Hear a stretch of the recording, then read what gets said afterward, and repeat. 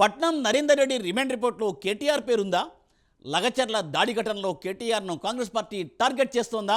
ఇప్పటికే ఈ car race కేసులోనూ కేటీఆర్కు ప్రమేయం ఉందని తేల్చిన ఏసీబీ ఈ నేపథ్యంలో కేటీఆర్కు అన్ని వైపుల నుండి ఉచ్చు బిగుస్తోందా? రేపో మాపో కేటీఆర్ కటకటాల్లోకి వెళ్లనున్నారా? కేటీఆర్ జైలుకెళ్లక తప్పదని కాంగ్రెస్ నేతలు ఏ నమ్మకంతో చెబుతున్నారు?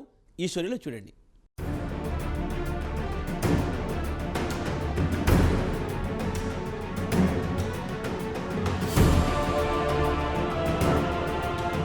లగచర్ల ఘటనలో కేటీఆర్ మెడకు ఉచ్చు బిగుస్తోందని తెగ ప్రచారం జరుగుతోంది. మాజీ ఎమ్మెల్యే పట్నం నరేందర్ రెడ్డి రిమాండ్ రిపోర్ట్లో బయటపెట్టిన విషయాల ప్రకారం కేటీఆర్ ఏ క్షణమైనా అరెస్ట్ అయ్యే అవకాశం కనిపిస్తోందని సమాచారం. కేటీఆర్ బీఆర్ఎస్ ముఖ్య నేతల ఆదేశాలతోనే దాడికి వ్యూహరచన చేసినట్లు నరేందర్ రెడ్డి వెల్లడించారని విశ్వసనీయ వర్గాల సమాచారం.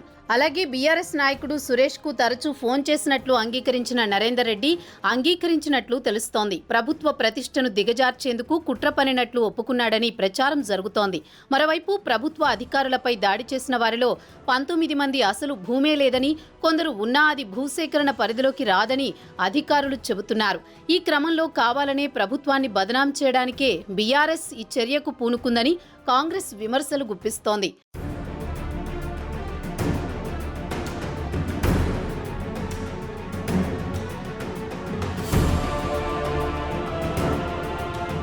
లగచర్ల దాడి కేసులో మాజీ ఎమ్మెల్యే బీఆర్ఎస్ నేత పట్నం నరేందర్ రెడ్డి రిమాండ్ రిపోర్ట్లో సంచలన విషయాలు బయటపెట్టాడని రాజకీయ వర్గాల్లో చర్చ నడుస్తోంది. ముందస్తు ప్లాన్తోనే లగచర్ల కలెక్టర్పై దాడికి పాల్పడ్డట్టు తెలిపాడని సమాచారం.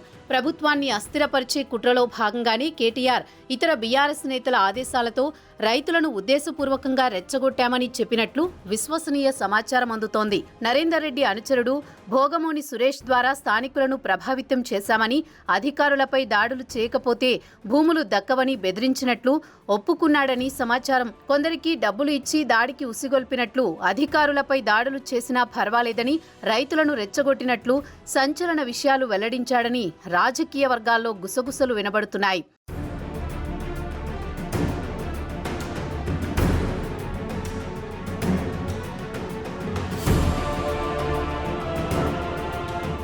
ఈ క్రమంలో కేటీఆర్కు ఇబ్బందులు తప్పవని రాజకీయ విశ్లేషకులు చెబుతున్నారు.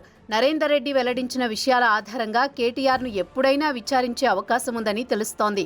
ఇదిలా ఉంటే ఫార్ములా ఈ రేస్ కేసులో కేటీఆర్ పేరు తెరపైకి వచ్చింది. ఈ కేసులో కూడా కేటీఆర్ను అరెస్టుకు రంగం సిద్ధమైనట్లు తెలుస్తోంది. గవర్నర్ అనుమతి రాగానే కేటీఆర్ను అరెస్ట్ చేస్తారనే ప్రచారం జరుగుతోంది. కేటీఆర్ అరెస్టుపై అమిత్ షాతో చర్చించేందుకు గవర్నర్ జిష్ణుదేవ్ వర్మ ఇవాళ ఢిల్లీకి వెళ్లారనే ప్రచారంతో దీనిపై ఉత్కంఠ నెలకొంది. పీసీ యాక్ట్ 17A కింద కేటీఆర్ను విచారించేందుకు అనుమతించాలంటూ ఇప్పటికే ప్రభుత్వం గవర్నర్ను కోరిన విషయం తెలిసిందే. దీనిపై అటార్నీ జనరల్ అభిప్రాయం కోరారు గవర్నర్ జిష్ణుదేవ్. ఈ నేపథ్యంలో మరో 2 వారాల్లో కేటీఆర్ అరెస్ట్ అయ్యే ఛాన్స్ ఉందనే వాదనలు వినిపిస్తున్నాయి.